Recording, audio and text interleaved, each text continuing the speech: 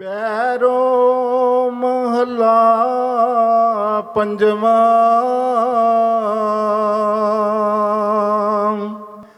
गुर जैसा नाही को देव,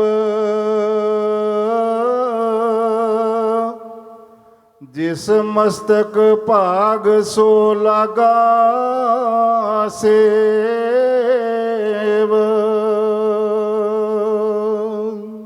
नानक नाम चढ़दी कला, तेरे पानी सरबत दा भला।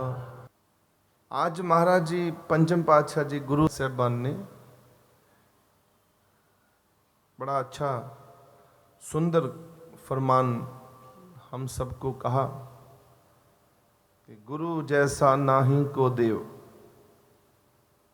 जिस मस्तक भाग,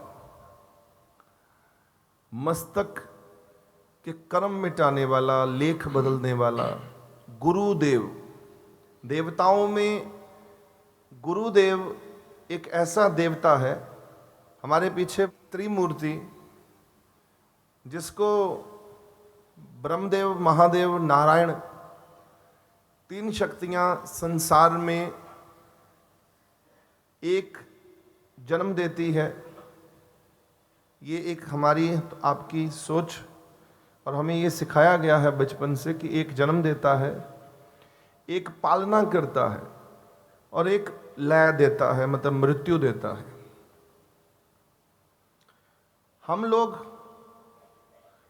मृत्यु प्राप्त करते हैं एक देवता से, एक देवता से हम परवरिश करवाते हैं अपनी, एक देवता से हम लोग जन्म लेते हैं। तीन अलग अलग देवता हैं, जिसे आज तक शास्त्रों में, वेदों में, अलग अलग कथनों में ये कहा गया कि 33 करोड़ देवते हैं और हर देवते का अपना एक कारण है कि कोई देवता अगर बना है, किसी देवता को अगर बनाया गया है परमात्मा ने, तो कोई ना कोई ड्यूटी दी है, कोई सेवादारी दी है। आप अगर सेवादार हम लोग बने हैं, पहले तो मैं अगर सेवादार हूं, चलो वो अलग बात है कि हम में से गुरु कौन है, छोड़ दीजिए उसको, वो एक अलग चैप्टर है, हम उसे अभी नहीं छुएंगे। अभी तो हम सेवादार बनने के रास्तों पर चल रहे हैं। ठीक से सेवादार नहीं बना कोई भी। सेवक क्या होता है उसे पहले समझो। आप ये सोचो कि मैं सेवक हूं, मैं सत्संग में आता हूं, सेवा भी करता हूं, जुड़ा भी हुआ हूं, और 1 साल से नहीं, पिछले 20 साल से जुड़ा हूं। मैं भी सेवक हूं। कोई यहां बैठा होगा, कोई बोले 40 साल से जुड़ा है, कोई बैठा होगा बोले नहीं मेरा परिवार तो जब से महाराज जी को प्रकाश हुआ था तब से जुड़ा है। पर मैं आपको एक अजीब आज कहानी सुनाता हूं सेवकों की। माफ करना, आप लोग सेवक बने ही नहीं हो, ये मैं कहता हूं। और दावा ले आओ, जिसको मर्जी बड़े से बड़ा सेवादार मेरे सामने खड़ा कर दो, मैं उसकी अगर परीक्षा लूंगा उसको मैं 0 नंबर दूंगा। कागज पे लिख लो, मेरे से है ही कोई नहीं। महाराज दर्शनदास जी के समय के जो बड़े बड़े पहुंचे हुए सेवादार थे, जिन्होंने महाराज जी के खेल देखे, जो बहुत बड़ी बड़ी कृपा देखी। एक कृपा देख ले इंसान, अगर मुझ पर कृपा हो, मेरा जन्म बदल जाना चाहिए, मेरा जीवन बदल जाना चाहिए। ऐसा होता ना? आपके ऊपर अगर कृपा हो और आपका जन्म ना बदले, जीवन ना बदले, क्या करोगे? सोचो।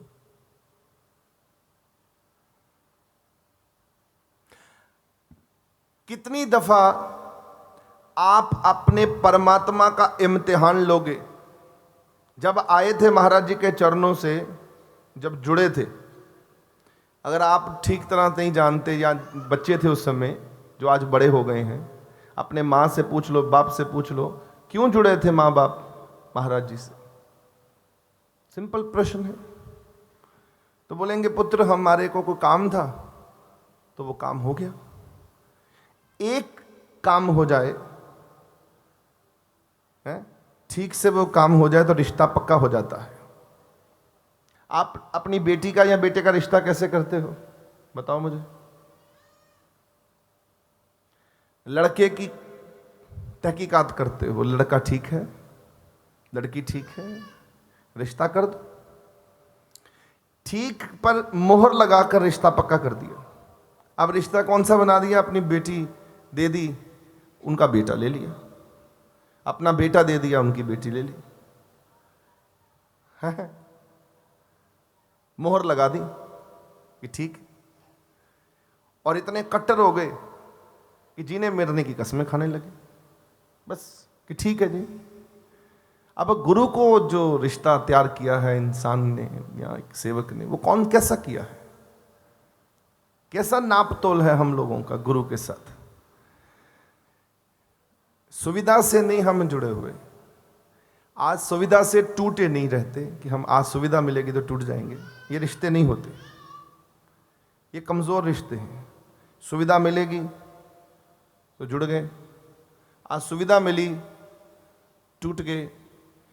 इन्हें कहते हैं परायापन। कभी भाई का इम्तिहान ले लेना, भाई भी नकली निकलेगा। बहन का इम्तिहान लेना, बहन भी नकली निकलेगी, अपने लालच के साथ ही है। माँ बाप भी कृपा करना, माफ करना, कलयुग है। माँ बाप भी उतने ही हैं जितने उनको होना चाहिए। असली बाप तो वही है बस, जो हमारी पापों पर भी पर्दे डालकर आंख बंद करके खामोश बैठा है। कोई बात नहीं पुत्र, फिर क्या हो गया, तुझे फिर भी मैं दे दूंगा।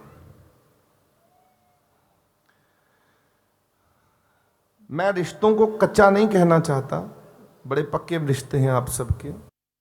प्रश्न है मेरा कि गुरु का रिश्ता, हमारा रिश्ता क्या है? हमारा रिश्ता गुरु से होता क्या है? हम लोग पत्नी हैं, जग में एक को पुरख है, बाकी सगले सब औरतें हैं। इस धोखे में मत रहिएगा कि पुरुषों को भी मैं बेनती कर रहा हूं, इस धोखे में मत रहिएगा कि आप पुरुष हैं। आप दिख रहे हो पुरुष हो, पर पुरुष नहीं हो। अंदर जो आत्मा बैठी हुई है वो स्त्री ही है, इसलिए आप स्त्री ही हो। अगर वो आत्मा निकल जाएगी, आपको शमशान भेज दिया जाएगा। इसलिए आपका कोई वजूद नहीं है आपके अंदर। बिना आत्मा के आप सिर्फ एक मृत हो, और उस मृत को, वो बच्चा जो है ना, जो घर का बच्चा है, बाप मर जाए, दहशत होने लगती है बच्चों को, घर से निकालना शुरू कर देते हैं उस बाप को, नहीं निकालते। अब कौन है? वही जो गले में बैठकर, जो गोद में लेकर बच्चे चूमा चाटी करते हैं। उस वक्त चूमा चाटी याद नहीं आती मरे हुए आदमी के सामने, दहशत आती है, ये मर गया। क्यों? कहां गई वो मोहब्बत, कहां गए वो चूमा चाटना? खत्म हो गया। वो आत्मा से ही था संबंध। आपकी आत्मा ही जीवित है बस। सब में ज्योत ज्योत है सोई, आत्म में राम, राम में आत्म, आत्मा में ही राम है, राम में ही आत्मा है। ये जो शरीर है, ये शरीर आपका इतना ही है कि आपको ये चला रहा है। जीवन में आपको खाने पीने के योग्य, हंसने खेलने के योग्य इस संसार में उतारा गया है। यही है बस, इसके अलावा कुछ नहीं है। इसके रिश्ते नाते भी कमज़ोर हैं, ये भी कमज़ोर है।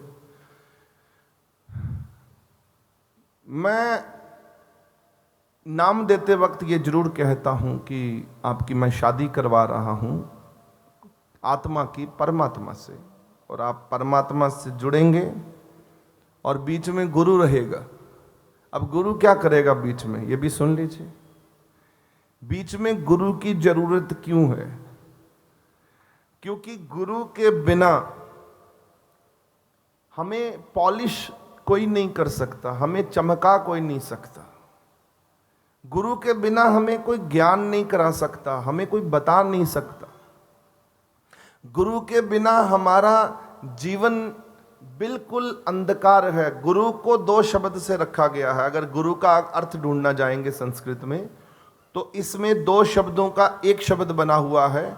संधि करेंगे इसको तो एक शब्द बनेगा, इसको तोड़ देंगे मतलब कि तो दो शब्द निकलेंगे, एक गु है एक रू है। अब गु और रू जो है ये दो शक्तियों का मालिक है। गु का अर्थ होता है संस्कृत में अंधकार, जो अंधकार को, रू का मतलब होता है सवेरा, चानन, प्रकाश। जो अंधकार से आपकी बाह पकड़ कर सवेरे में खड़ा कर दे उसको गुरु कहते हैं। और कोई मतलब नहीं है गुरु का, आपका अंधेरा मिटा दे बस। और हम अंधेरे में ही रहते हैं। आप आंख बंद करके देख लो, आपके अंदर भी अंधेरा है, आपके बाहर भी अंधेरा है। अगर ये सूर्य ना हो, ये रोशनी ना हो, आपको अंधेरा ही मिलेगा। क्या मिलेगा? क्या है? सवेरा किस करके है? सूर्य करके। प्रकाश किस करके है? बताओ, आप तो बड़े सियाने हो। लाइटें जो हैं ये बनाई गई हैं, ये सूर्य को देखकर तो बनाई गई हैं। बिजली लगा दी, रोशनी रख दी, रोशन कर दिया इंसान को। अगर रोशनी भी बाहर से मिल रही है इंसान को, उसकी अपनी नहीं है रोशनी, तो इंसान के पास तो अपने पास कुछ भी नहीं है। तो प्रकाश कहाँ से मिल रहा है? वो भी सूर्य दे रहा है। और इस वक्त जो आंतरिक प्रकाश है, जो आंख बंद करके जो मेरा अंधेरा मिटेगा, वो गुरु देगा। अगर गुरु को हमने सूर्य की तरह अपने जीवन में रखना शुरू कर दिया, तो एक एक बात पर गुरु की चलना आरंभ कर दिया, तो एक एक शब्दों पर हमने गुरु को आगे रखना शुरू कर दिया। बाहां पकड़ गुरु का डेया, बड़े मजबूत शब्द हैं ये। बाहां पकड़ गुरु का डेया, गुरु निकाल देता है बाहां पकड़कर। आप खुद ही गुरु बन जाते हो कई हालातों में। माफ करना, गुरु से आगे आप चल रहे हो, आपके आगे गुरु नहीं चल रहा। तभी तो मैं कहता हूं फेल हैं सारे के सारे। जहां आपका मन करता है वहां गुरु को रखते हो, हर जगह गुरु को नहीं रखते। कैसे? आपको गुरु तब याद आता है जब आपको दुख आता है, बस, और कभी नहीं आता। खाना खाते हुए कहाँ आता है? खा रहे हो, कहा कभी गुरु खा लो। अब आप बोलोगे ऐसे हो सकता है कि गुरु को हम देंगे? चलो एक कहानी सुना देता हूं, शायद आपको समझ आ जाए। एक रामकृष्ण परमहंस की मैं कहानी सुनाया करता हूं। बंगाल में ये बहुत बड़े गुरु हैं। और अगर आपने विवेकानंद जी का नाम सुना हो तो सुना है? विवेकानंद जी का नाम, हमारे तो प्रधानमंत्री जी भी उनकी कहानियां पढ़ते हैं, विवेकानंद जी की किताबें रखते हैं अपने पास। विवेकानंद जी के जो गुरु थे उनका नाम है रामकृष्ण परमहंस। बंगाल में ये बहुत बड़े पूजनीय गुरु हुए हैं। इनकी एक बड़ी महत्वपूर्ण साखी कहानी आपको मैं सुनाने जा रहा हूं। इससे आपको स्पष्ट होगा कि गुरु की महत्ता क्या है। What is the meaning of गुरु। एक दिन की बात है, इनका शरीर पतला हो गया एकदम से और बहुत परेशान हो गए थे ये जीवन से। इन्होंने, रामकृष्ण परमहंस ने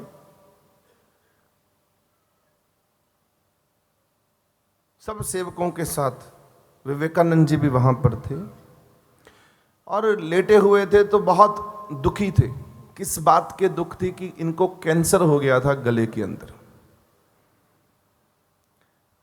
और गले में इतना बड़ा कैंसर, उस वक्त कैंसर का इलाज नहीं है और गले में थूक भी नहीं जाता। अब थूक भी नहीं जाता गले में, कैंसर है और कैंसर का इलाज नहीं है। इस हालात में इनका शरीर पतला होना शुरू हुआ, बहुत दुखी हुए ये, और उसके उपरांत बस्त होकर आराम से बैठे हुए थे। पीड़ा में, दर्द में, इनके चेहरे पर दर्द झलक रहा था। विवेकानंद जी ने गुरु का देखा, दर्द महसूस हुआ उनको, और कहा, गुरु से निवेदन किया कि गुरुदेव, आप तो जगत जननी को बड़ा प्यार करते हो, और मैं आपको एक और कहानी बता दूं। रामकृष्ण परमहंस इकलौते ऐसे संत हैं, ऐसे महापुरुष हैं जिन्होंने काली, माँ काली को जब चाहते थे सामने प्रकट कर लेते थे। बोलते थे माँ, तो माँ काली ऐसे प्रकट हो जाती थी। देखो, माँ की इतनी बड़ी भगत उपासक थे। माँ काली कभी किसी के आगे प्रकट नहीं हुई, ये भी आपको मैं बता दूं। माँ को, काली को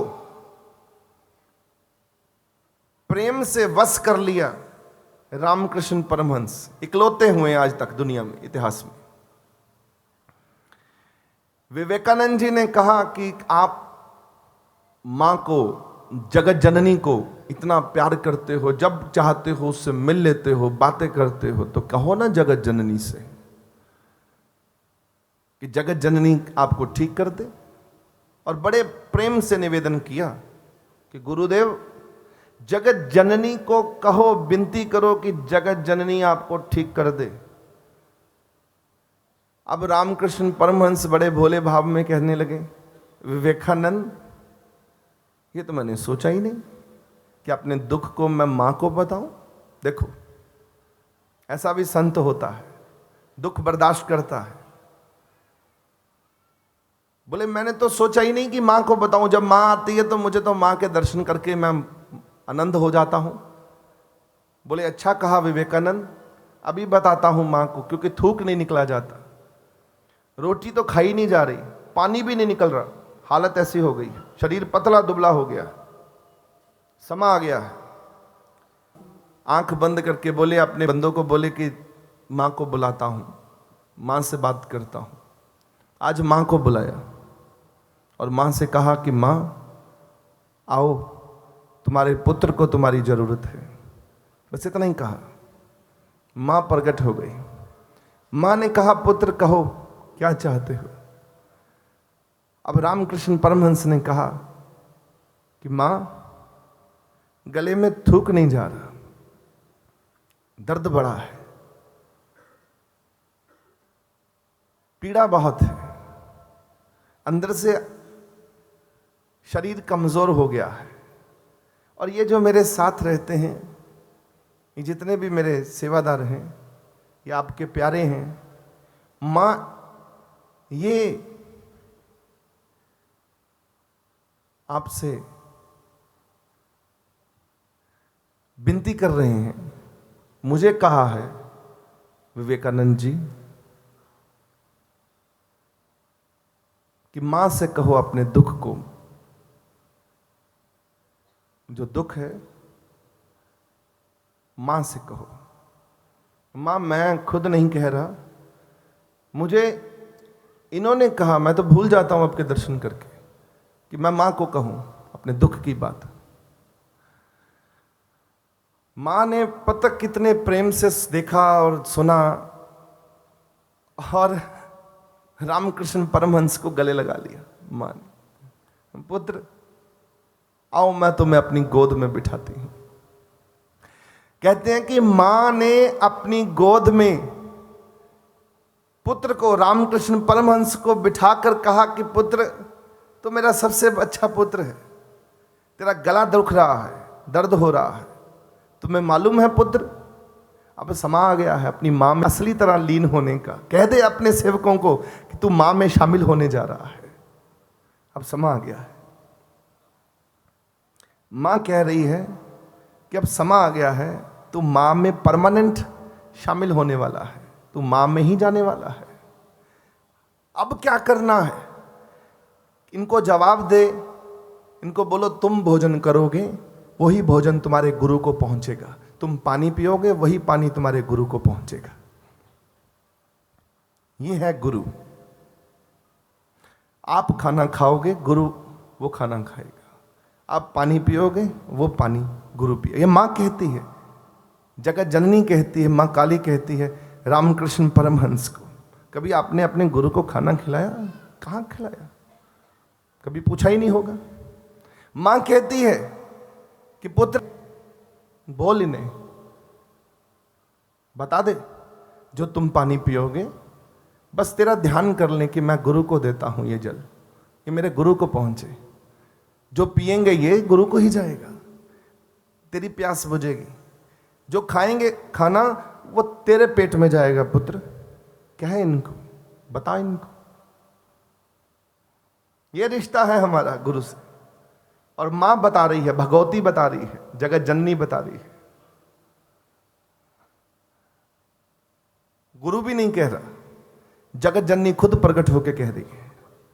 ये गुरु का रिश्ता होता है एक सेवक के साथ। ये लिखा हुआ है बड़ा बड़ा,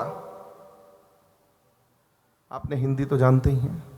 गुरु ब्रह्मा, गुरु विष्णु, गुरु महेश्वरा, गुरु साक्षात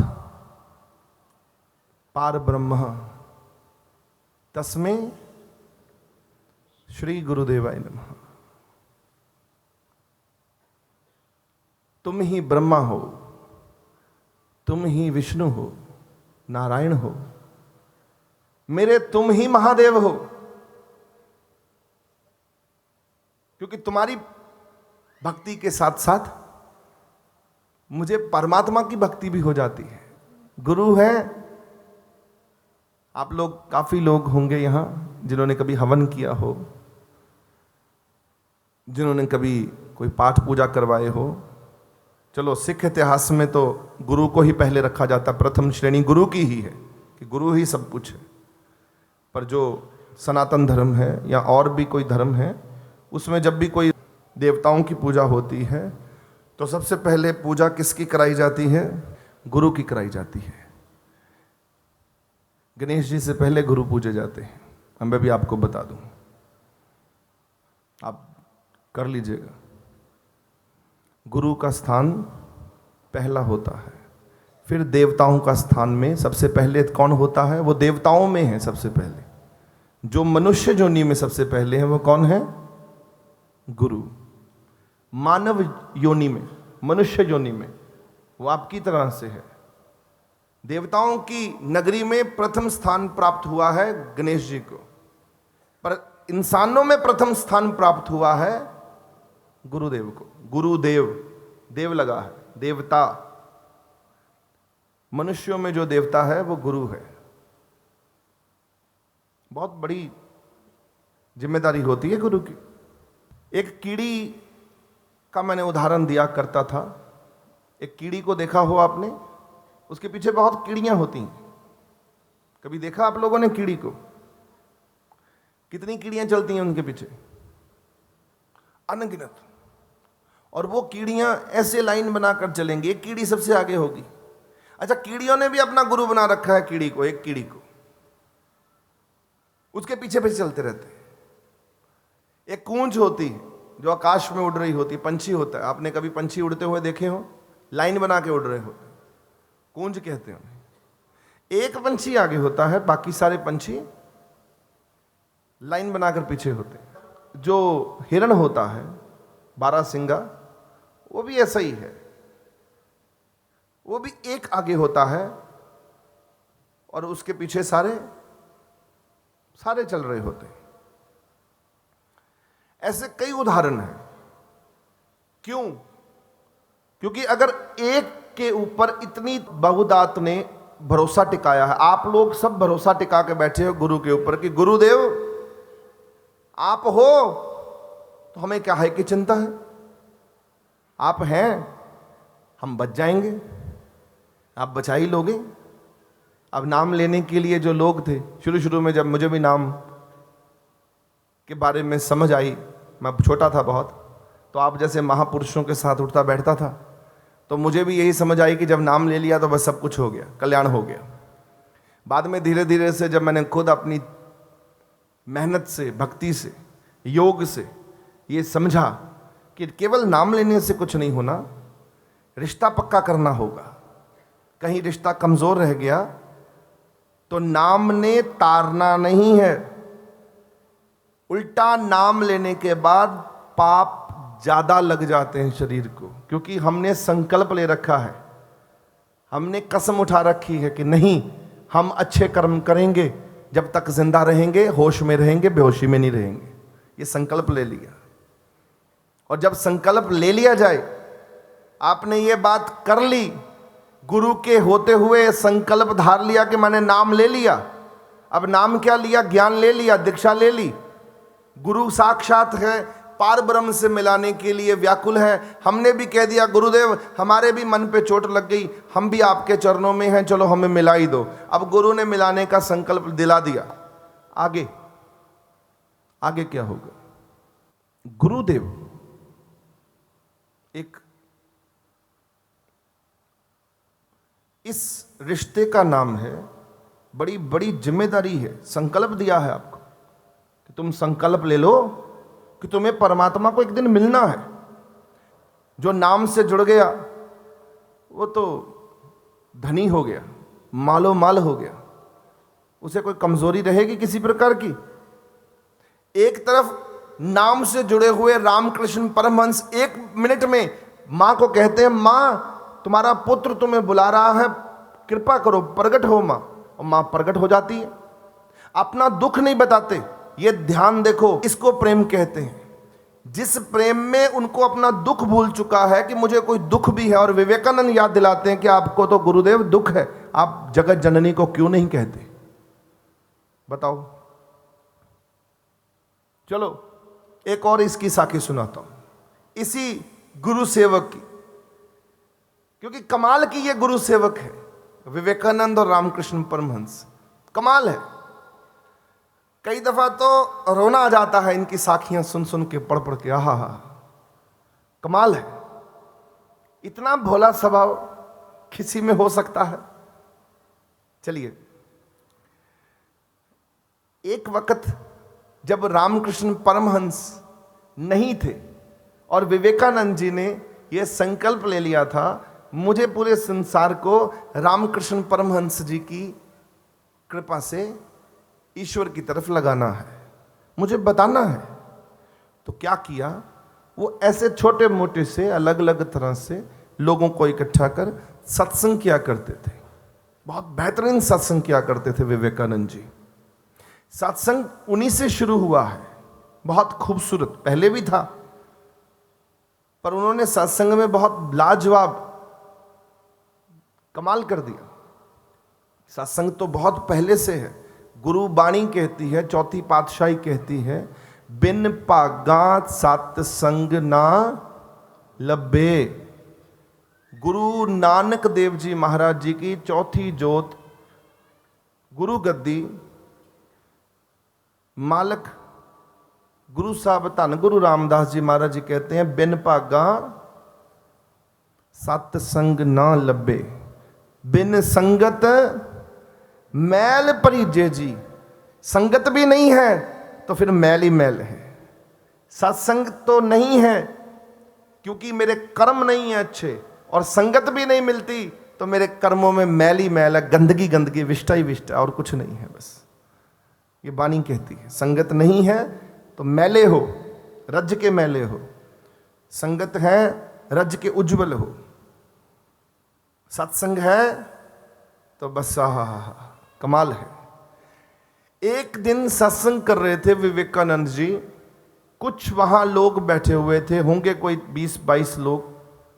उनमें से एक आदमी कवि था और चित्रकार था। कवि और चित्रकार एक ही हुआ करते थे पहले। आजकल लोग एक को फोकस करते हैं, पहले ऑलराउंडर हुआ करते थे। जैसे रविंद्रनाथ टैगोर जी, उनको गीतांजलि के लिए नोबेल प्राइज मिलता है। गीतांजलि उनकी किताब है जिसमें उन्होंने 6000, वैसे उनकी पूरी जिंदगी में 6000 गीत लिखे हैं। इतने गीत कभी किसी ने नहीं लिखे, उनका एक रिकॉर्ड है। 6000 गीत उन्होंने लिखे हैं।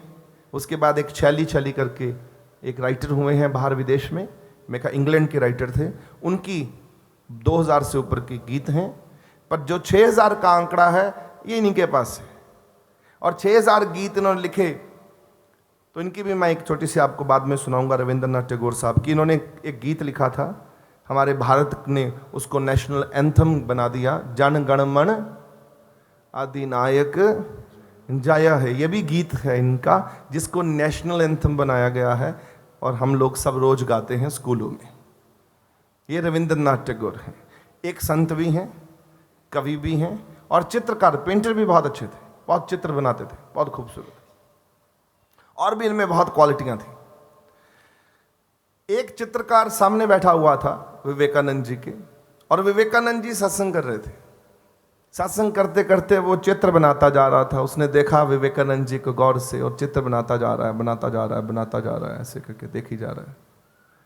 देखते देखते देखते देखते चित्र बना रहा है। विवेकानंद जी की आंख उसके ऊपर जा रही है, कोई पेन चला रहा है, कोई लिख रहा है।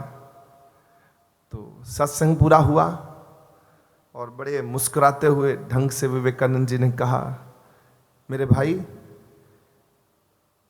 बड़ी ध्यान से मुझे देख रहे थे और क्या लिख रहे थे कागज पर, कुछ बना रहे थे। बोला,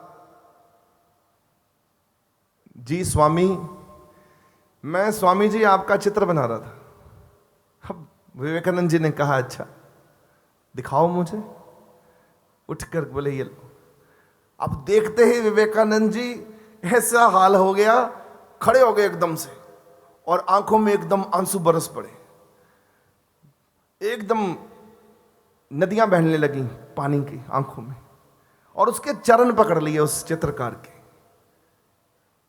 वो कहने लगा, स्वामी जी क्या कर रहे हो? बोले, जो तुमने इसमें दर्शा दिया है यही लोगों को मैं समझाता रहता हूं बस। पता क्या था उस चित्र में? सत्संग कर रहे थे विवेकानंद जी, पर विवेकानंद जी सत्संग नहीं कर रहे थे। विवेकानंद जी चुपचाप बैठे थे, चित्र में ऐसे चुपचाप बैठे हुए हैं। पीछे रामकृष्ण परमहंस जी सत्संग कर रहे हैं और सत्संग बीच में से निकलकर विवेकानंद जी के बाहर आ रहा है। रो पड़े फूट फूट कर विवेकानंद जी इस चित्र को देख के। बोले, यही तो लोगों को बोलता हूं कि मेरे अंदर विवेकानंद नहीं बोलता, मेरे अंदर रामकृष्ण परमहंस बोलता है।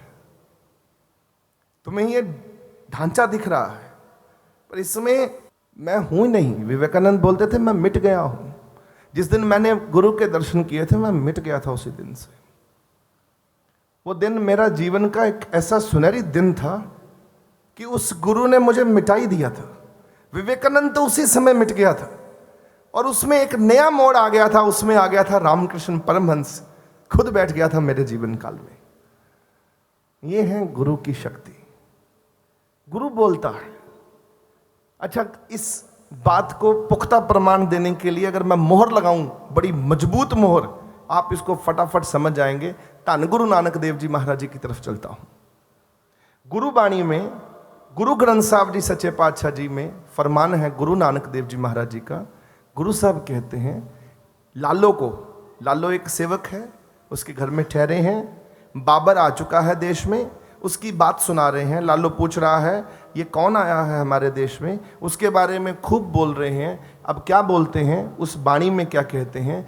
जैसी मैं आवे खसम की बाणी, तैसड़ा करी ज्ञान वे लालो। हे लालो, भाई लालो, गुरु नानक नहीं बोल रहा। अब सुन कौन बोल रहा है। जैसी मैं आवे खसम की बाणी, जो खसम बैठा है मेरा, वो बोल रहा है नानक के अंदर। नानक नहीं बोल रहा। फिर इससे शुरुआत करते हैं। काया कपड़ टुक टुक होसी, हिंदुस्तान संभालसी बोला। ये शब्द उच्चारण किया है, इसी शब्द का ही आगे का रूपरेखा है। पाप की जंजला काबलो ताया, जोरी मंगे दान में लालो, ये सब समझाया है। आवन ठतरे जावन सतावने, होर भी उठ सी कोई मर्द का चेला, सच की बाणी नानक आके सच सुनाई सी सच की बेला। ये बाणी है गुरु नानक देव जी महाराज जी की। ये शब्दों में गुरु साहब कहते हैं कि जो हो रहा है वो मेरे परमात्मा से हो रहा है, मेरे गुरु से हो रहा है। गुरु नानक देव जी महाराज ने मैं अपने गुरु का नाम रखा है वाहे गुरु। क्या रखा है? देखो, तू वाहे गुरु है, तू परमात्मा भी है और मेरा गुरु भी है। दोनों रूपों में एक परमात्मा को नाम दे दिया, ऐसा जबरदस्त नामकरण कर दिया, मेरे परमात्मा का नाम रख दिया वाहे गुरु। वाहे का मतलब है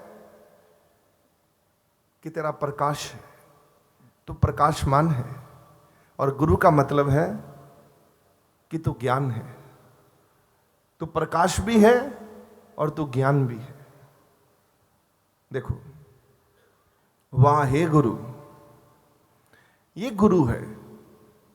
हमारा रिश्ता गुरु से है क्या? चलो एक और कहानी सुनाता हूं, साखी सुनाता हूं आपको। एक अमीर खुसरो साहब का नाम सुना होगा आपने? सुना है? कौन है ये? इन्होंने तबला बनाया था, तबले को जन्म दिया था। अमीर खुसरो साहब ने ही दात दी है कवाली, शब्द भी उन्होंने दिया कवाली, ये भी उनका ही दिया हुआ शब्द है। वो एक कवाली थी ना, वो छाप तिलक सब छीनी मोहे नैना मिलाई के, ये है अमीर खुसरो साहब। अपने निज़ामुद्दीन औलिया साहब से मोहब्बत करते थे। ये निज़ामुद्दीन औलिया साहब की दरगाह है दिल्ली में, और निज़ामुद्दीन औलिया साहब जो थे वो बाबा फरीद साहब के सेवादार हैं। बाबा साहब के, बाबा फरीद साहब के बेहतरीन सेवादारों में सेवादार हैं, कमाल के सेवक हैं। ये अपने गुरु से बेहद प्रेम करते थे। वही प्रेम अमीर खुसरो साहब के भीतर प्रकट हुआ और अपने गुरु से प्रकट हुआ। देखो कमाल के रिश्ता, देखो कैसे बनता है। एक अपने बाबा फरीद साहब से मोहब्बत करते हैं, और एक उनके सेवादार जो उनके मुरीद हैं, उनका नाम है अमीर खुसरो साहब। अमीर खुसरो साहब अपने गुरु से मोहब्बत करते हैं, जिनका नाम है निज़ामुद्दीन औलिया साहब। एक दिन निज़ामुद्दीन साहब के पास में एक सेवक आया, गरीब सेवक था। इस नियत में आया कि मेरी मदद करेंगे। गरीब निवाज, इनको गरीब निवाज कहते थे। जो जितने सूफी पैगंबर हुए हैं, सूफी नबी अवतार हुए हैं, इनको गरीब निवाज करके बुलाया जाता है, गरीबों की मदद करने के लिए।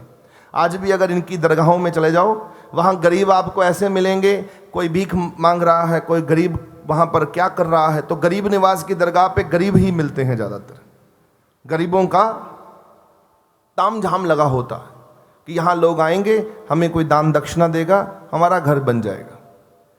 एक गरीब आदमी जिसके पास धन नहीं था, निर्धन, वो निज़ामुद्दीन औलिया साहब के पास में पहुँचे, विनती करी, गरीब निवाज तेरा नाम सुनकर आया हूँ, बहुत दूर दूर तक तेरी नाम की चर्चा है, गरीब हूँ, मदद करो मेरी। गरीब निवाज बोलो क्या चाहिए तुम्हें? मेरी बेटी की शादी है और मुझे धन नहीं है, धन दे दीजिए, मैं धन लेने आया हूं। पहले लोग धनवान लोगों के पास कम जाया करते थे, शाहूकारों के पास कम जाते थे। कोई संत हो तो उसके पास चले जाते थे, संत ने मदद कर ही देनी है, महात्माओं ने मदद कर देनी है। और आज की डेट में ऐसा माहौल है कि महात्मा मिलता ही नहीं है, मदद क्या करेगा बेचारा। महात्मा तो खुद ही अंदर बैठ के अपनी मदद ही करवा रहा है। आजकल महात्माओं का बहुत बुरा हाल है। ये नाम के महात्मा हैं सारे, कर्मों के महात्मा कोई नहीं है। इन्होंने मदद क्या करनी किसी की। मुंह पे लोगों को कहता हूँ कि किन महात्माओं के चक्रों में फंसे बैठे हो। किसी ऐसे महात्मा के पास जाओ जिसको तुम्हारी वैल्यू पता हो, तुम्हारे साथ जिसका रिश्ता पक्का हो, जो तुम्हारी एक आवाज़ के ऊपर तुम्हारे पास आ सके, तुमसे भाग कर मिल सके और तुम्हारी बाह पकड़ के कह सके कि हाँ बताओ पुत्र क्या चाहते हो। ऐसा कोई महात्मा ढूंढ लो जीवन में, जो तुम्हारे दुख सुख का भी साथी हो। ये मजबूत रिश्ता है। महात्मा जितना मर्जी बड़ा हो, इसका मतलब ये थोड़ी है कि वो भगवान बन गया है। फिर अगर भगवान बन गया तो फिर यहाँ रहने का क्या काम है, फिर तो ऊपर ही जा, फिर लोड नहीं धरती थे, फिर तो परम गति प्राप्त कर। मेरे कड़वे बोल हैं ये, आप लोगों के लिए नहीं है, माफ करना, क्योंकि मैंने बचपन से महापुरुषों को देखा है। यही कलयुग है नहीं है, इसको सतयुग बनाना है। महात्माओं को भेजा गया था, जाओ संसार सुधार के आओ। संत ना होते जगत में जल मरता संसार, जाओ संसार के काम करो, जाके संसार में इंसान के साथ इंसान बनकर रहो, इंसान के साथ भगवान बनकर मत रहो। ये संतों को समझा कर भेजा था। मैं अपने गुरु के तभी बल जाता हूं। ये मेरे गुरु नानक, 70 साल सेवा करी संगत की, घर घर में जा जाके सेवा करी, कल्ले कल्ले मनुख नु तारिया। हमारे गुरु महाराज महाराज दर्शन दास जी के इतिहास देख लीजिए, घर घर में जाकर सेवा करी, एक एक घर में कीर्तन करते रहते 24-24 घंटे। कीर्तन करते करते वो घर मंदिर बना दिए, सच्चे से सच्चे गुरुद्वारे बना दिए। घरों में ही परमात्मा परमात्मा हो रहा है, सुबह से शाम तक कीर्तन हो रहे हैं, गीत गाए जा रहे हैं, परमात्मा की कृपा हो रही है। ऐसे गुरु को बल बल जाइए आप मुक्त मोहे तारे। सेवक का रिश्ता जो है तब होता है गुरु के साथ रिश्ता मजबूत, जब गुरु प्रेम की बाड़ी लगाता है और सेवक प्रेम की बाड़ी में खो जाता है। अगर आप मजनू से कहोगे, मजनू तू देख इधर क्या दिखता है, बोलेगा लैला ही दिखती है, लैला के अलावा कुछ नहीं दिखता। मजनू कहेगा, क्या बोलेगा, लैला ही दिखती है, लैला के अलावा कुछ नहीं दिखता। प्रेम है बस। यही प्रेम अगर सेवक में हो जाए, वही लैला वाला प्रेम छोड़ दो, तो एक सेवक से पूछा जाएगा क्या दिखता है इधर उधर, क्या बोलेगा सेवक, वो लैला वाला प्यार जो है, वो जो लैला वाला प्यार मजनू करता है, वो बात करो मेरे साथ। मजनू कहता है लैला दिखती है?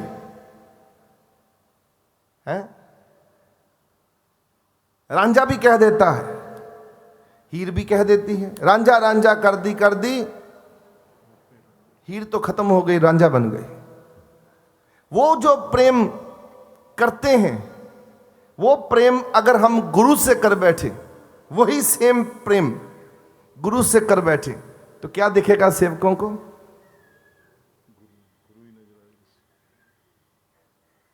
अंदर तू है, बाहर तू है, मेरे रोम रोम विच तू ही तू, मेरे रोम रोम विच तू ही तू, बुल्ले शाह कहता है। क्योंकि बुल्ले शाह ने अपने गुरु से मोहब्बत की है। जो मजनू ने लैला से मोहब्बत करी, वही मोहब्बत बुल्ले शाह ने गुरु से करी है।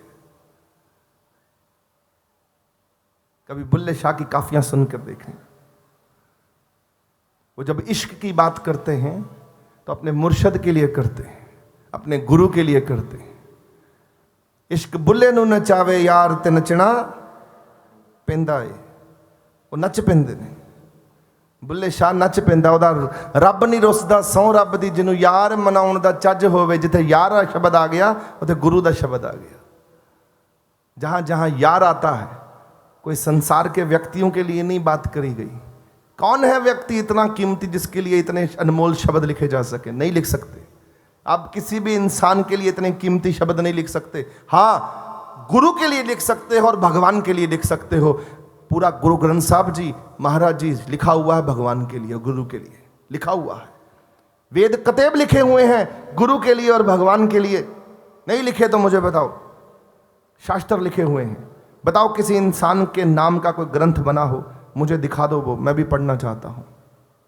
नहीं है ही नहीं है। ਐਵੇਂ बेकार ਦੀਆਂ ਕਹਾਣੀਆਂ 'ਚ ਨਾ ਪੈਣਾ।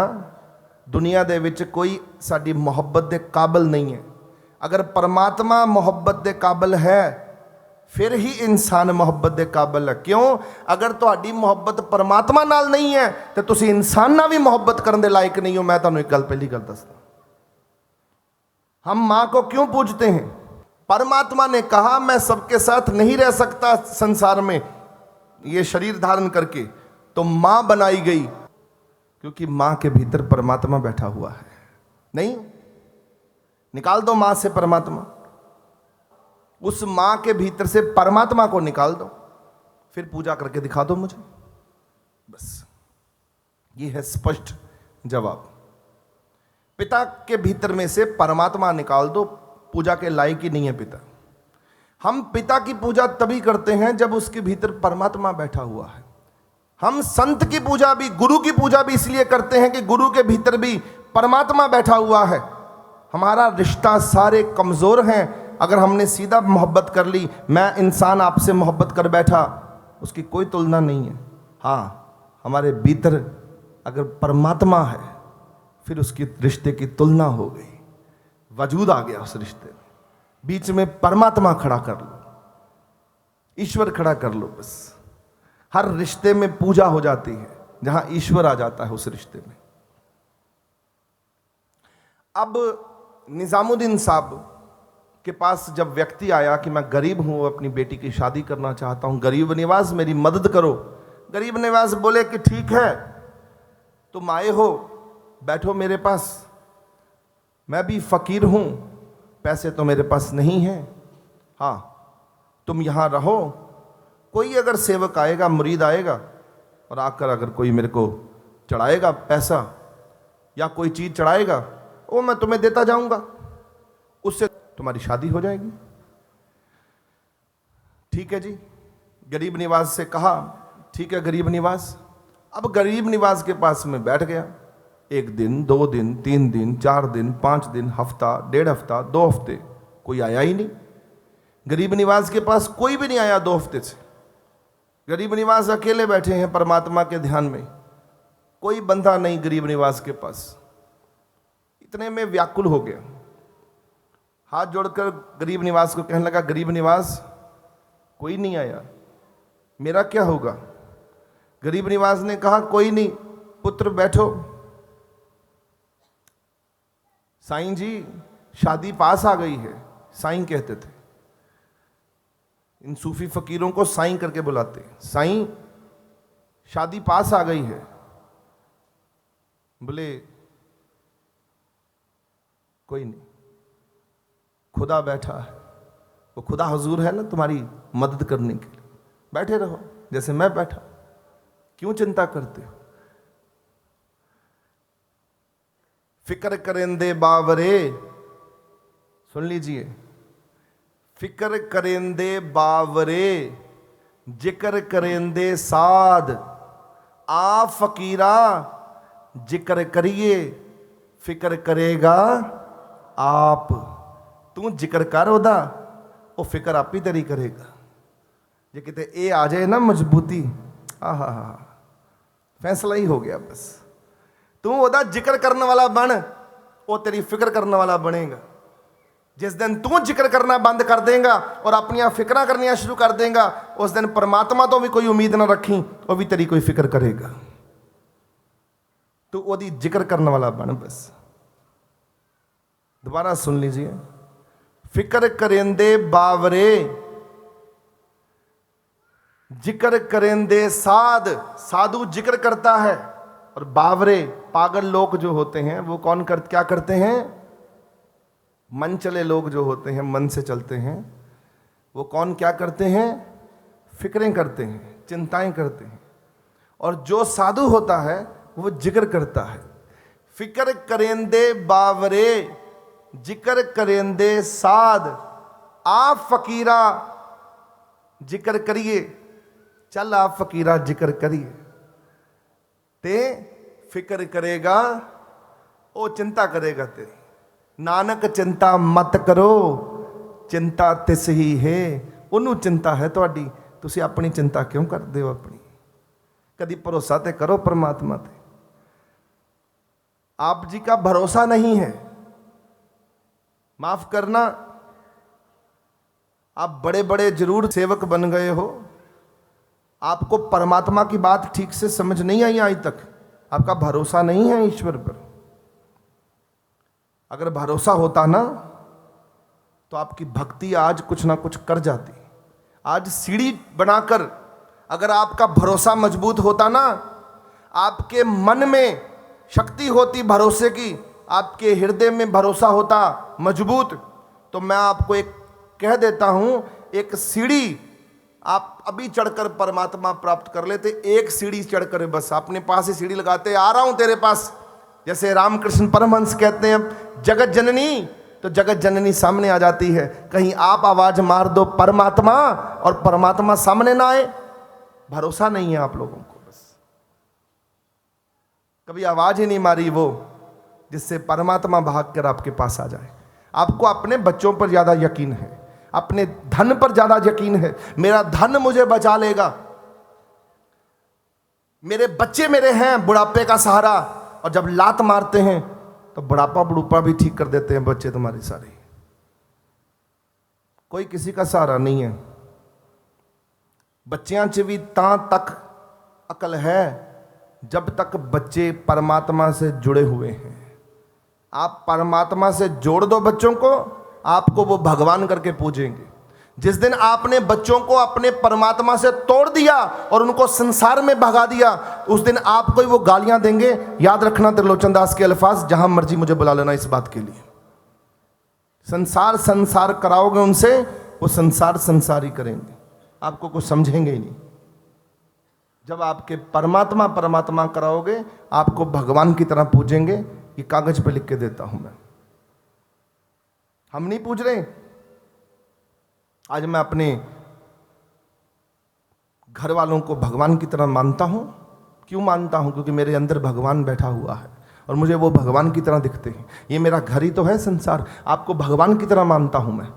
आते ही हाथ जोड़ता हूं, फूलों की बरखा करता हूं, ये मेरा भगवान बैठा हुआ है, ये भगवान बैठा हुआ है मेरा।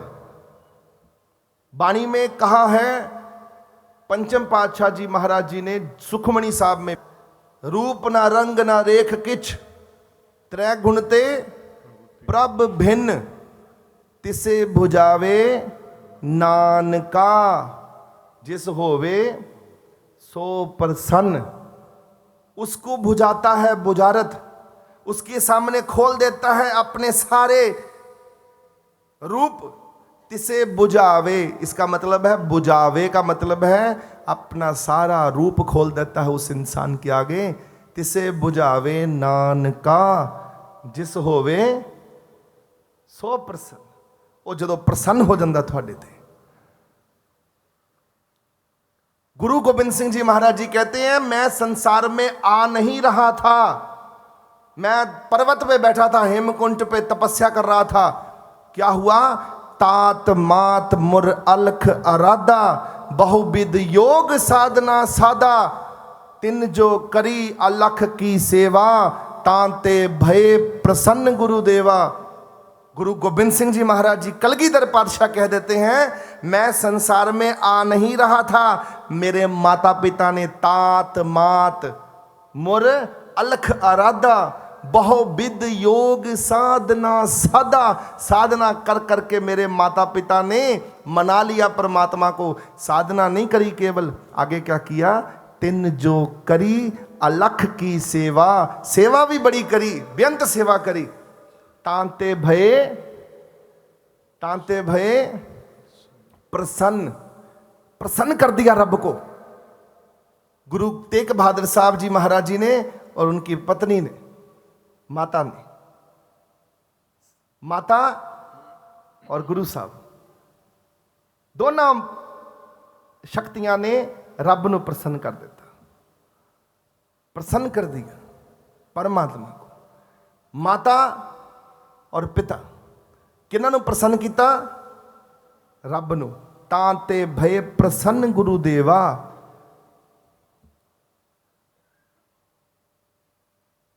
फिर जदों प्रसन्न होया परमात्मा, फिर मैनू उन्हें हुक्म किया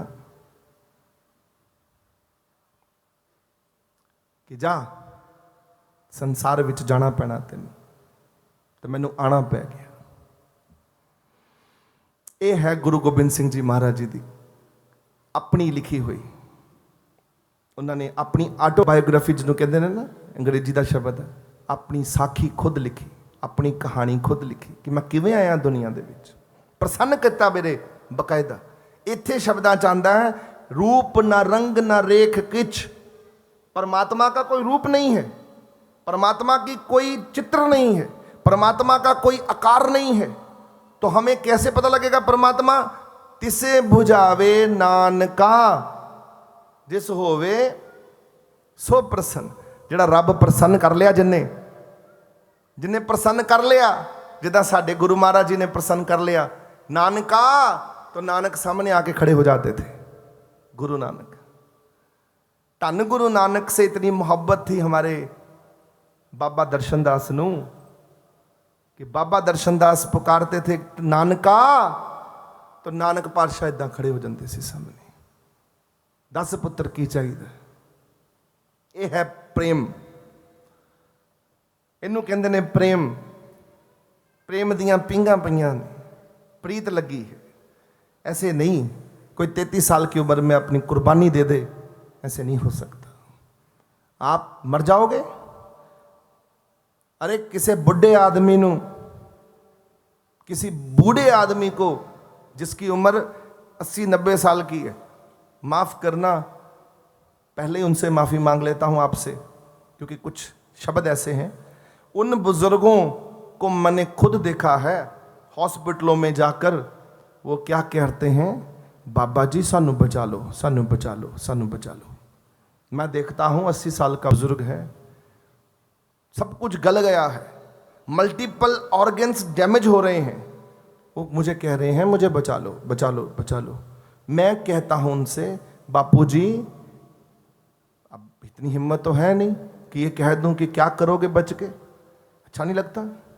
मैंने ये कहा, बापू जी इतनी उम्र बीत गई है, अभी संसार से चलाना करना है, समा गया है। बोले नहीं, बहुत कम रह गए ने। मैं क्या, बापू जी कमाल हो गई है, केड़े कम रह गए ने? वही आप लोगों का हाल है, बड़े कम रह गए ने। ये 33 साल की आयु में कहते हैं अपने परमात्मा से कि नानका मेरा दिल नहीं लगता तेरे बिना, मैनू बुला ला, छेती छेती बुला ला अपने को, बस मैं तेरे को आना चाहना। मरने ते पाइए पूर्ण परमानंद। मैं परमानंद प्राप्त करना चाहता हूं, मैं मरना चाहता हूं बस। आहा, ये कहानियां कहां मिलेंगी आप लोगों को? कबीर साहब कहते हैं कि मैं मरना चाहता हूं क्योंकि मैं परमात्मा पाना चाहता हूं। आप चाहते हैं मैं जीना चाहता हूं। जीकर क्या चाहते हैं? अर्जुन का पुत्र मर गया था अभिमन्यु, और रोष किया भगवान कृष्ण से, कहा केशव पुत्र मर गया है, क्यों रो रहे हो? बोले प्रभु पुत्र था, बड़ा प्रेम करता हूं अपने पुत्र से, मर गया है, 26 साल की उम्र थी बस, मर गया है। तड़प तड़प के माथा पीट रहे हैं भगवान कृष्ण के चरणों में, श्री चरणों में, और कह रहे हैं प्रभु आप तो सब कर सकते हो, पार ब्रह्म हो, परमात्मा हो, आप तो नारायण हो, रूह आपकी है, जमीन आपकी है, करो कृपा अर्जुन पर, जीवित कर दो अभिमन्यु को।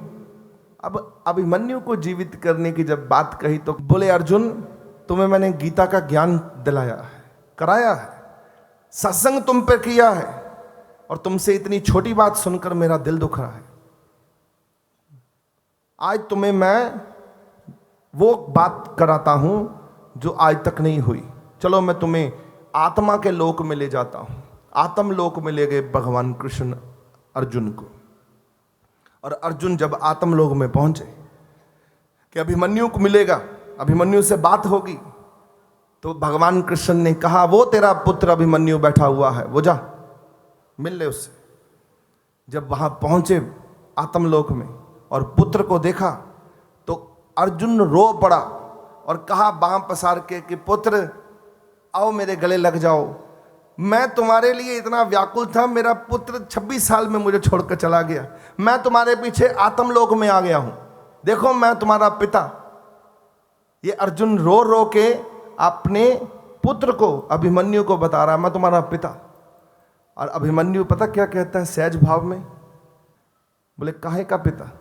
कौन हो तुम? कहाँ से आए हो? बोले मैं अर्जुन। कहाँ से आए हो? मातृलोक से, धरती से। बोले वो छोड़ दिया मैंने, वो शरीर नीचे रह गया जिसके तुम पिता थे।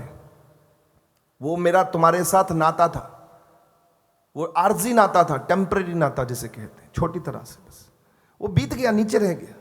मैं ना तुम्हारा पुत्र हूं ना तुम मेरे पिता हो। मेरा पिता वो तुम्हारे पीछे खड़ा हुआ नारायण, वही मेरा असली पिता है जिसके पास मैं यहां आ गया हूं। बस इतनी सी बात समझानी थी बस प्रभु ने। वही अर्जुन जो पुत्र वियोग में रो रहा था, एन तमाचा लगा, पुत्र से ही तमाचा मरवा दिया प्रभु ने, उसकी आत्मा से ही, और ऐसी अंदर ठंडक पड़ गई।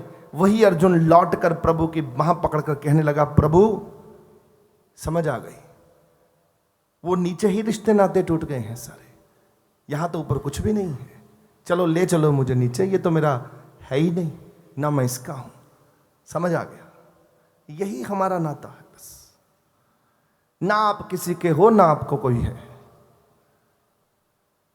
बस निजामुद्दीन औलिया साहब के पास में जो सेवक बैठा हुआ था, जो ये इच्छा से आया था मेरी बेटी की शादी होगी, गरीब निवास के घर से कुछ मिलेगा।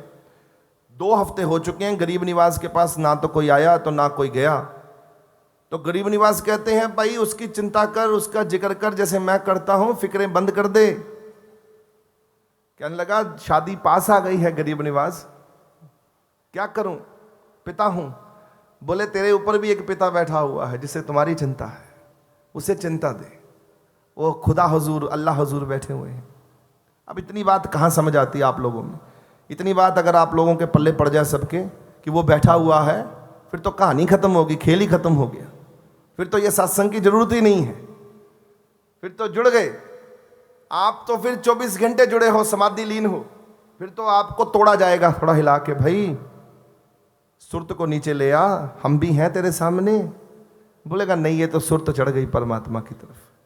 हम बोलेंगे भैया हमें भी देख ले, हमारी किस्मत पलट जाए, तेरे जो दर्शन दीदार हो गए, हमारा जीवन ठीक हो जाए। ऐसा हाल हो जाता है इंसान का। बड़े केसेस हुए हैं ऐसे हजूर महाराज जी के पास। अब मैं चलता हूं उस घटना के पास जो आपको मैं जरूरी समझाना चाहता हूं। इतने दिन हो गए, अब क्या हुआ, 2 हफ्ते और बीत गए, कोई नहीं आया। 1 महीना हो गया उस सेवक को गरीब निवास के पास बैठे हुए कि कोई ऐसा आएगा तो मुझे मिलेगा। अब उसका साहस टूट गया, हिम्मत टूट गई। एक सेवक की हिम्मत होती है, वो हिम्मत टूट गई। और कच्चे सेवक की तो हिम्मत होती नहीं है, वो तो टेम्परेरी हिम्मत होती है बस। पक्का मजबूत सेवक तो युगों युगों तक पकड़ी रखेगा, पहुंचा केगा, मैं नहीं हिलना, भावे जो मर्जी कर दो। अब्बल ता ठिकाना मैनू मिलना नहीं, मिल गया ठिकाना ते मैं भी नहीं हिलना। वो तो मजबूत सेवक की गल है। ਜਿਹੜੇ कमजोर सेवक ने वो की कहते ने, ਐਵੇਂ बाबा जी सत्संग करी जाते हैं, काम इन्होंने कोई है नहीं। ये कमजोर सेवक है, वो अभी बना ही कुछ नहीं है, उसे पता ही नहीं है सत्संग होता क्या है। वो अपने टीवी के आगे 3 घंटे बैठ सकता है, वेले ताश खेल सकता है, पत्ते, बस ये वेले, कख नहीं करेगा। 3 घंटे फिल्म देख सकता है, वो कंजर खाना देख सकता है टेलीविजन के ऊपर, पर रब की बातें सुनना उसके लिए पीड़ पड़ती है, दर्द होता है उसको परमात्मा की बात कोई सुनाए तो। देख लो हाल इंसान का, ये गजब का हमारा कलयुग है। यहाँ भगवान की बात सुनने के लिए दर्द होता है, और तमाशबीनों की नगरी में कंजर खाना देखने के लिए लोग 3-3 घंटे हैं करते रहते हैं बैठकर, कोई काम नहीं उन लोगों को। ये है कलयुग, इसे कलयुग कहते हैं। गुरु नानक देव जी महाराज जी ने गुरु के ऊपर बड़ा सुंदर कथन कहा है आसां दी वार च, बलहारी गुरु अपने देवहाड़ सदवार, जिन मानस ते देवते कियो। गुरु का काम है मनुष्य से देवता बना देना, बस ये गुरु का काम है। जिन मानस ते देवते कियो, करत न लागे वार, जैसो चंदा उगवे सूरज चढ़े हजार, इते चानण हुंदियां गुरु बिन घोर अंधार। बिना गुरु के तो धरती बच नहीं सकती, अंधकार से डूब मरेगी। यहां पर ये गुरु नानक देव जी महाराज जी के वचन है, फरमान है। निजामुद्दीन साहब कहते हैं उसे कि तेरी हिम्मत टूट गई है, 1 महीना हो गया है, पुत्र बताओ क्या चाहते हो। वो काला पै गया, उसका स्वभाव जल्दी है कि बस मुझे कुछ मिल जाए। पर गुरुदेव गरीब निवाज नहीं कोई आ रहा, मेरे घर में बेटी की शादी है, कोई आ नहीं रहा, यहाँ बैठा हूँ वेला आपके साथ, सुबह से शाम हो जाती है, कोई होता ही नहीं है, मैं और आप हैं, तो मेरे से नहीं रुका जाएगा। अब मुझे आज्ञा दीजिए मैं जाऊं। आपके पास अगर कुछ है मेरी झोली भरने के लिए गरीब निवास तो दे दो, नहीं है तब भी मुझे विदा कर दो, जो कुछ है ठीक है। मेरा साहस खत्म हो गया, हिम्मत टूट गई।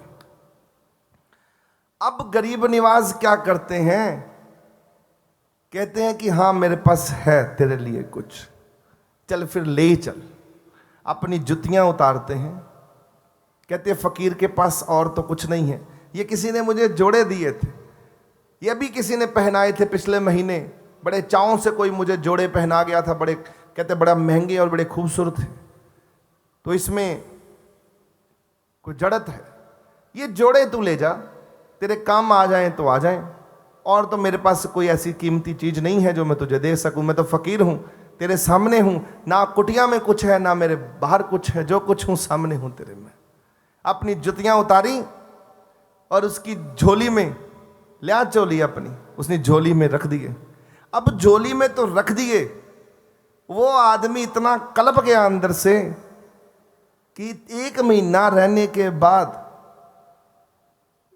है साईं फकीर ने दिया तो जुतियां दी,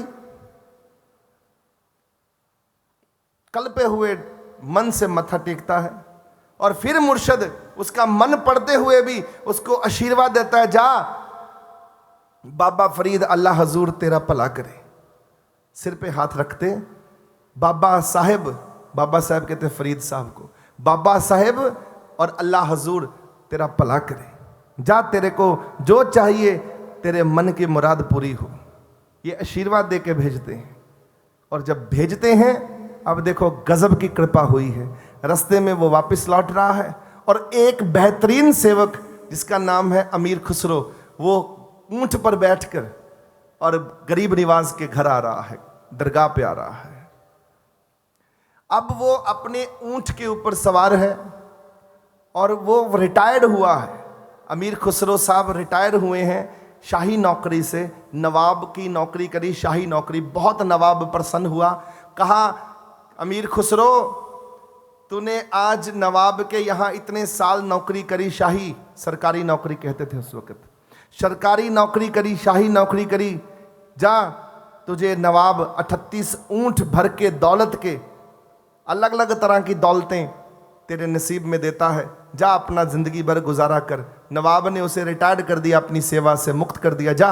और वो सीधा 38 ऊंट भरे हुए खजाने के साथ घर नहीं जा रहा, अपने गुरु के घर आ रहा है भरकर,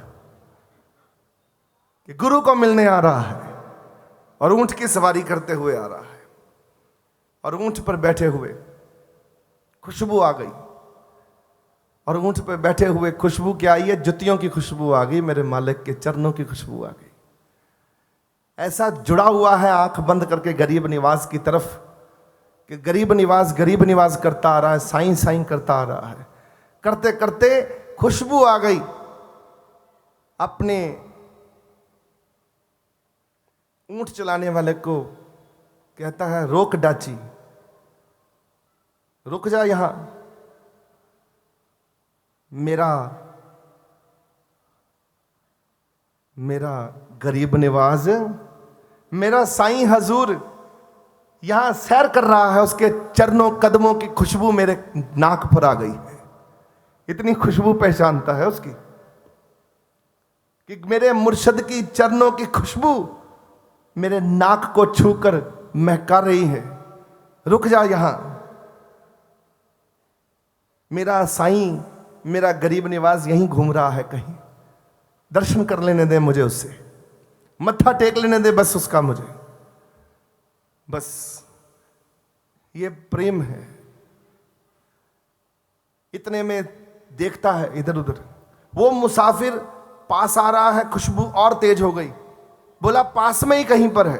वो मुसाफिर पीछे चला गया, खुशबू पीछे चली गई, बोलता रुक। उस मुसाफिर की तरफ आवाज लगा के बोल मुसाफिर रुको। नीचे उतरा, मुसाफिर को कहने लगा मुसाफिर माफ करना, कहां से आ रहे हो? मुसाफिर ने कहा मैं गरीब निवाज निजामुद्दीन साहब की मिलकर आ रहा हूं। आंख बंद हो गई, आंखों में झरने बहने लगे, हाथ जुड़ गए, क्योंकि व्याकुल था। शाही नौकरी के कारण कभी कभी आया करता था, अब सारी जिंदगी निकलेगी गरीब निवाज के चरणों में। खुशी थी कि गुरु गरीब निवाज के चरणों में मेरी जिंदगी बीतेगी। अब हाथ जोड़कर मुसाफिर से कहता है मेरे गरीब निवाज के चरणों की खुशबू आ रही है, क्या चक्कर है, क्या कहानी है, बता मुझे मुसाफिर। मुसाफिर कहता है मैं गया था धन लेने के लिए कि मेरी मदद होगी, खजाना कोई मिलेगा, नहीं मिला। 1 महीना रहा, गरीब निवाज ने मुझे वापस लौटा दिया। और ये चप्पलें गरीब निवाज की जो मैंने अपने झोले में डाल रखी हैं, ये गरीब निवाज ने मुझे दे दी कि जा, ये तेरा खुदा हुजूर तेरा भला करेगा, बाबा साहब तेरा भला करेंगे। बस इतनी बात कहकर शादी मेरे बच्ची की सिर पर है और ये जुतियां दे दी हैं। मन खुश नहीं हुआ गरीब निवाज से मिलकर। हा। अमीर खुसरो को इतनी बात कहनी थी बस, और अमीर खुसरो साहब ने कहा ला ये जोड़े, खूबसूरत जोड़े ला मुझे दे मेरे गरीब निवाज के। और गरीब निवाज के जोड़े पकड़कर सिर पर रख लिए। कहता ये सारे के सारे 38 ऊंट तेरे हो गए, आज के बाद ले जा, इन 38 ऊंटों को तेरे नाम लिख दिया। पैदल सिर पर रखकर गरीब निवाज के पास चल पड़ा। कहता जा, ये सारे के सारे ऊंट तेरे, खजाना सब तेरा हो गया। इसके बदले में ये खजाना भी कम है, ये मेरे गरीब नवाज की जुतियां 38 ऊंटों के खजाने से भी कम है। जा, ये खजाना तेरा हो गया। अगर और भी कुछ चाहता है मुझे बता दे, मैं जिंदगी भी तेरे नाम लिख देता हूं। आज बता क्या चाहता है। उसे कहते हैं अमीर खुसरो। किसी सेवक का ऐसा प्रेम होता है। हम तो कहीं खड़े भी नहीं हुए, चला गया सिर पर जुतियां रख के, गुरु के चरणों में पहुंच गया। और गुरु के चरणों में पहुंच के गरीब निवाज को कहता है गरीब निवाज लिया अपने प्यारे खूबसूरत चरण अगे कर, खूबसूरत चरण अगे कर। लत्ता मूंदियां करके गरीब नवाज अल्लाह दे हजूरी च बैठे सन। कहते लिया अपने चरण, प्यारे प्यारे चरण अगे कर। मेरा चुम्मन का दिल करता उन्होंने चरणों ने। आप चरण चूमते हुए प्यार से चरणों को साफ करके बैठ गया जमीन पर, मत्था रगड़ा और अपनी जुतियां जड़ियां सिर ते रखियां सी और लैके कहंदा लै गरीब नवाज चप्पलां अपने पैरों च पा। ये बेकदरियां नूं ना दिया कर, इन्हां नूं नहीं पता तेरे प्यार दी की कीमत है। ना दिया करे ना बेकदरियां नूं, इनको नहीं पता तेरे चरणों की क्या कीमत है, तेरे चरणों की की मौज है, इन्हां नूं नहीं पता, इनको ना दिया कर। लै पा अपनी चप्पलां। ये है प्रेम।